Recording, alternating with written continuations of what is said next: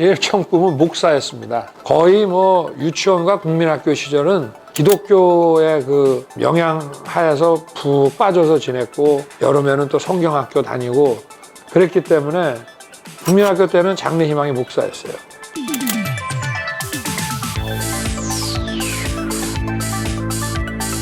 비천구인에 대한 파면 결정을 정당화하는 사유가 존재한다고까지는 볼 수 없습니다.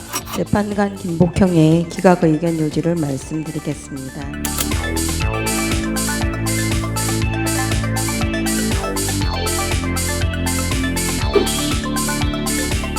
헌법재판소가 24일 한덕수 국무총리에 대한 국회의 탄핵소추를 기각했고, 한 총리는 즉시 직무에 복귀했습니다. 이러한 가운데 윤석열 대통령은 전날 경남 산청 등 인근 지역에서 일어난 산불과 관련해 피해자들에게 위로의 메시지를 공개했는데요. 윤 대통령이 직접 메시지를 낸 것은 지난 8일 서울구치소에서 석방된 이후 처음입니다. 윤 대통령은 23일 자신의 페이스북을 통해 전국에서 30건의 산불로 큰 피해가 발생했다며 산불 진화 과정에서 안타깝게 생명을 잃으신 진화대원과 공무원 4분의 명복을 빈다고 밝혔습니다.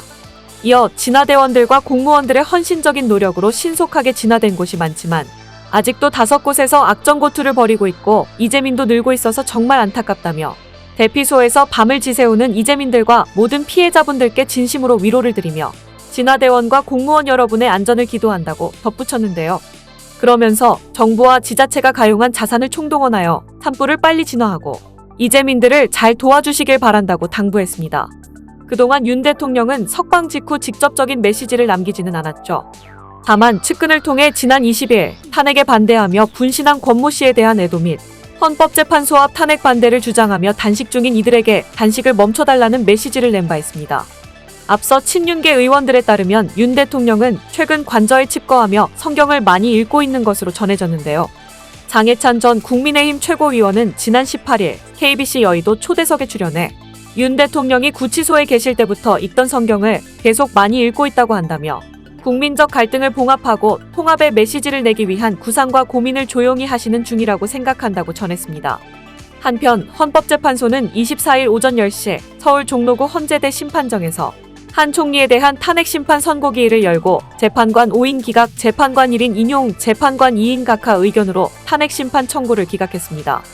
12.3 비상계엄 사태로 내란 우두머리 혐의를 받는 윤 대통령은 이날 형사재판의 두 번째 공판 준비기일에 출석하지 않겠다고 했는데요. 이와 관련 법조계에서는 헌재 결정 선고가 임박한 만큼 윤 대통령 측이 로키 전략을 취하고 있는 것이 아니냐고 해석하기도 했죠. 즉, 윤 대통령이 여론전에 직접 나서는 대신 관저를 찾는 여권 핵심 인사들과의 만남을 통해 간접적으로 지지층을 향해 메시지를 보낼 것이라는 진단입니다. 이는 헌재를 자극하거나 야당의 공세에 빌미를 주지 않으려는 의도가 깔려 있다는 분석인데요. 윤 대통령이 직접 여론전에 나설 경우 오히려 야권이 결집할 명분을 주고 민심 이반을 초래할 수 있다는 우려도 나옵니다. 한편 24일 한 총리 탄핵 심판을 시작으로 오는 26일에는 더불어민주당 이재명 대표의 공직선거법 위반 항소심 선고일인데요.